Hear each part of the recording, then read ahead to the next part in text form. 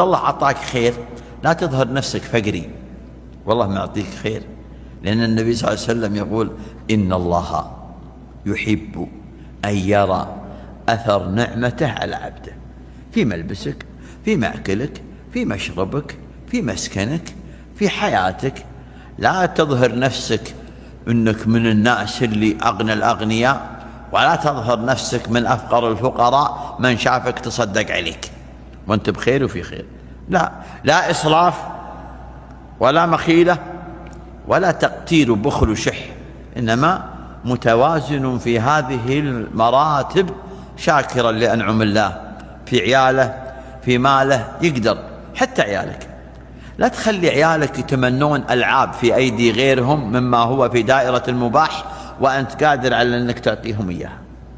لا تخلي عيالك يتمنون ما في دين خلق الله وأنت قادر تعطي عيالك وتونسهم وتمتعهم بما أحل الله في دائرة المباح. لا تجعل نفسك في دائرة يعني ما يفوق ذلك، ليس من جانب الورع ولا من جانب الزهد، إنما من جانب التقتير على الأبناء والذرية. أوسع الله عليك، وسع، وإذا وسعت وسع الله عليك وزادك من فضله.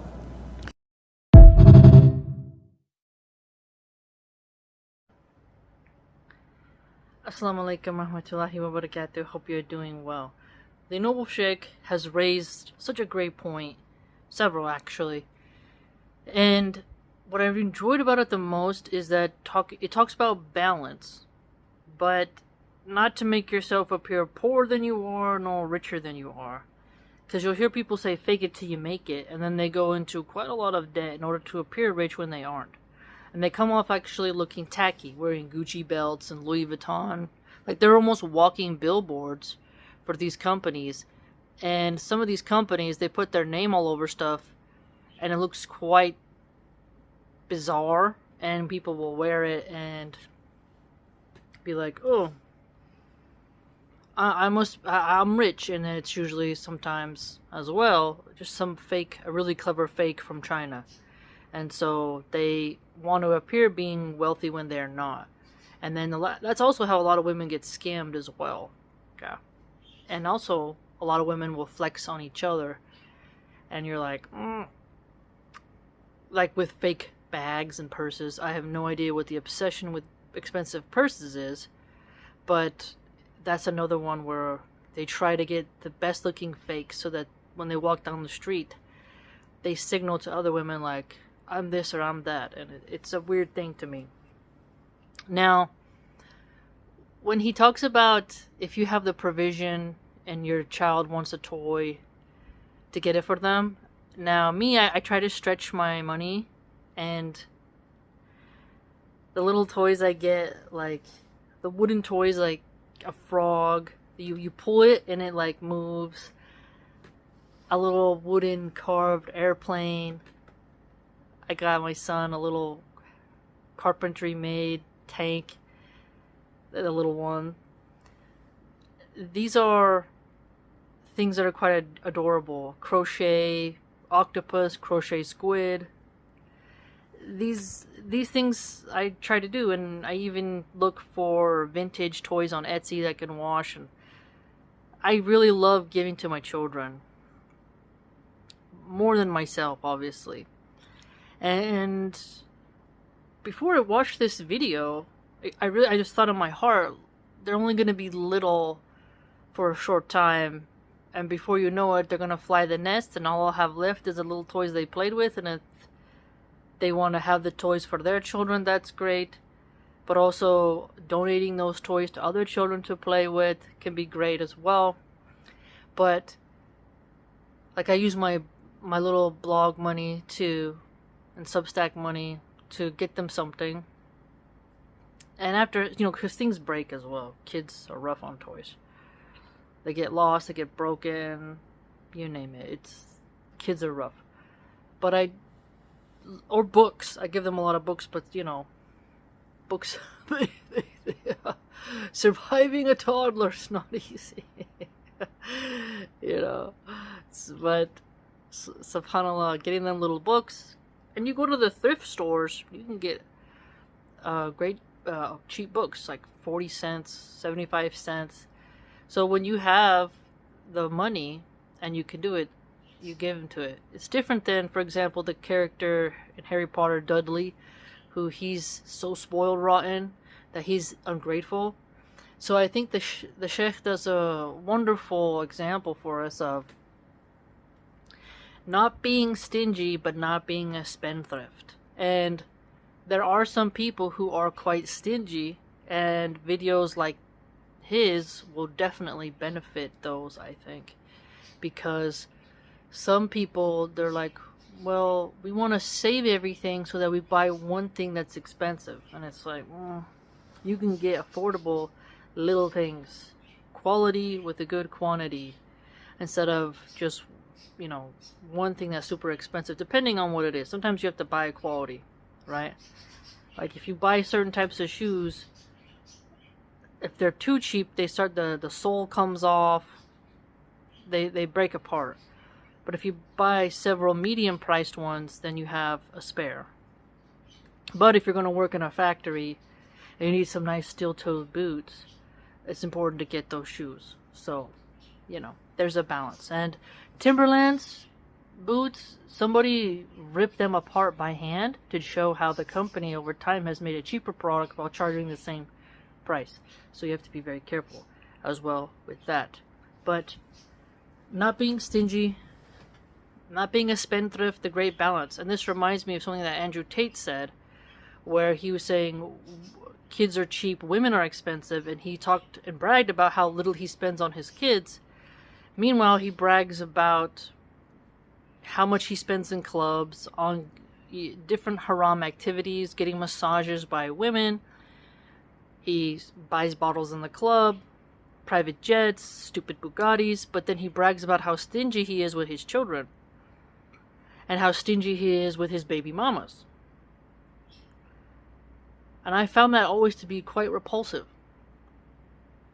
If you have the wealth, make your children's lives good, but not to the point where they become spoiled rotten, but you could give them the finest tutors. If he's as wealthy as he claims, who really knows?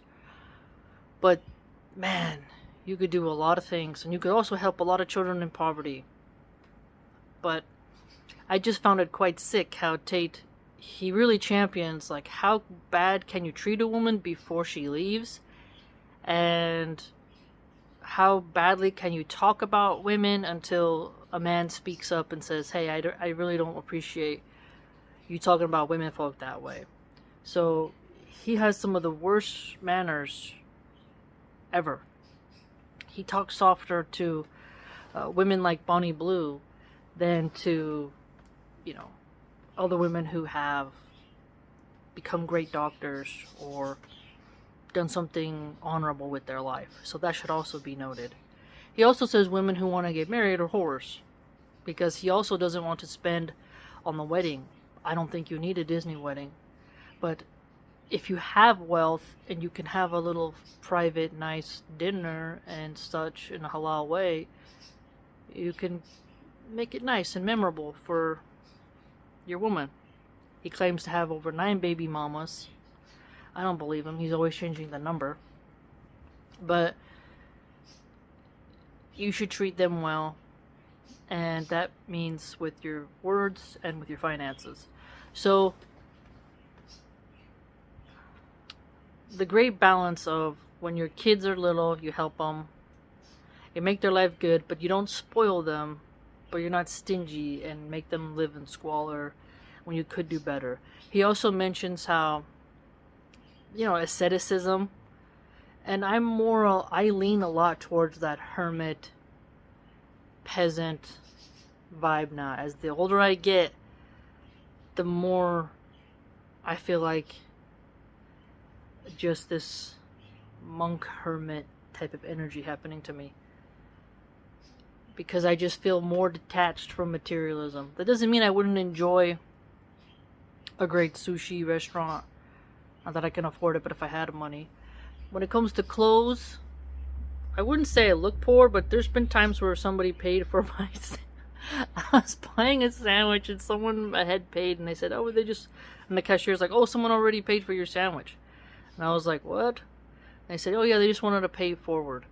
and I had my like Che Guevara looking military coat on, and this was before I was Muslim, and maybe the way I looked, I just looked, because I was coming right out. I had my textbooks on my back. I had my gym bag, and I go to the deli, and you're tired, you know, you just had a good workout, and maybe this person thought maybe I looked homeless, you know, because I didn't have a car. Only my husband had a vehicle. I don't know how to drive, and I lived, you know, it was within walking distance where we lived.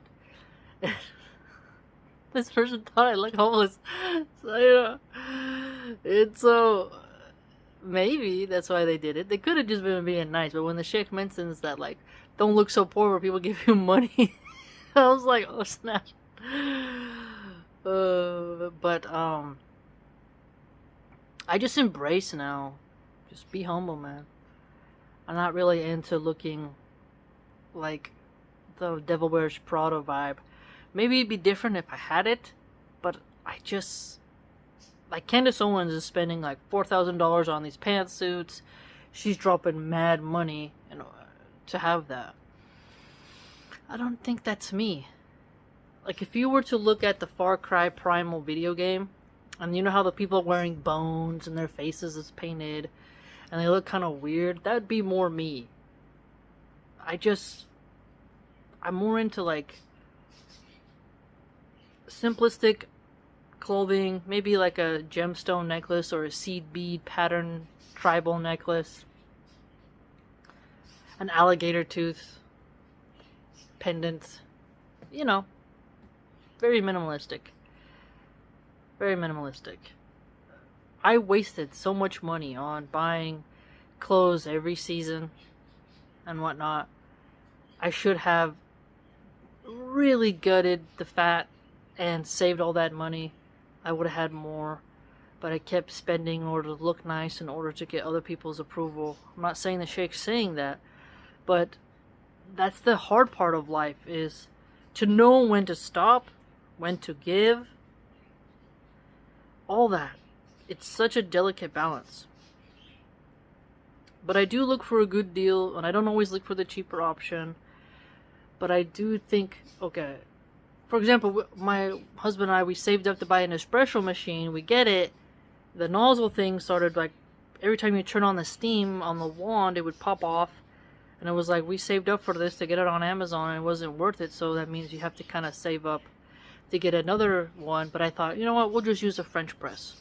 The French press is simple, easy to clean, easy to use. There's also those weird looking glasses, and then you put the filter there and it drip feeds it, because the mold grows in those electrical ones where you plug it in and stuff. Those grow that black mold inside, and it's super hard to clean. Because I saw a video once of those, and then I broke open my electrical one and saw that, yeah, it's in there. So I said, screw that. French press, that's where it's at. Italians, they knew what's up. So that's an easier way to maintain cleanliness and hygiene. But we saved for something nice, and it didn't turn out, so we went to the simpler option, which was better and more cost effective. So it's important to really ponder upon purchasing, and it's difficult, especially in a place like America, where you're judged based off of your brand. You're judged based off of your fashion. And I've had people say rude things to me about my Islamic clothing, and there are some men who really feel that you should be dressed to the nines in a sort of 1950s sexualized manner in order to have any respect. And I've noticed this more and more now. The other day, I was in the supermarket in my Muslim clothing, and I caught this guy looking at me kind of like making a face, and it really hurt my feelings and made me feel awkward. But I thought, hey, what you gonna do? I'm not gonna dress in ways that please the male gaze of a hedonist. I'm gonna do what Allah subhanahu wa ta'ala commands. But some people look at that loose clothing and call it garbage bags. Like, they hate it because there's no eye candy there. They don't get to eat you up. You're not on the menu, and so they look at you as disgusting, and they dehumanize you in a way because you're not a sex object. It's quite fascinating, truly. And what are you going to do? So how women can have this delicate balance is important, and I think it's great that sheikhs like him are covering this topic, because it can be confusing at times, and women sometimes overly judge men for their clothes, because you can have a fashionable look to you without spending a lot of money. There's some brothers who simply have a thobe on and they look great, or some jeans, good belt, and one of those cowboy button-up shirts, and they're fine, you know? And in the end, if you got it, you got it. Some say the person wears the clothes, others say the clothes wear the person. Fashion and the fashion industry are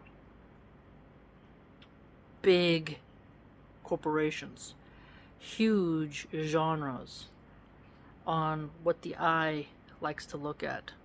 It's a fascinating topic. You know, the history of fashion is really quite an adventure. So hopefully we can all do right with our finances. But I remember there was a video as well of a news story that there was this couple in India who sold their baby so they could buy the new iPhone. They didn't want to be seen with a cheap phone, and they actually sold their baby. They got busted and went to prison. But I was like, you were willing to do that to your own baby over an iPhone? Status symbol. Some people are afraid to be poor, and some people feel like they have to always maintain a certain level of aesthetic in order to get any respect. The hard part is how do we learn to respect people despite them having simplistic clothing? Reminds me of the High Sparrow in Game of Thrones, how he'd be serving people barefoot sometimes, and he looked very homely. Other times you can appreciate the pageantry of something, like if you watch the Queen Elizabeth's coronation. That's interesting. The pageantry. You know, there's something to that. Ceremony. Real diamonds. Real rubies. Real emeralds. But the great balance also of minimalism. When you look at Chinese art, where there's more space, it's just a man in a fishing pole, versus busy paintings that are very detailed. There's a lot to there, even in the art world. So, the Rococo period, very busy, so much going on, versus the modern, geometric type of stuff. Fascinating. Fascinating. Let me know what you think. Please like, comment, subscribe, share, and join the blog.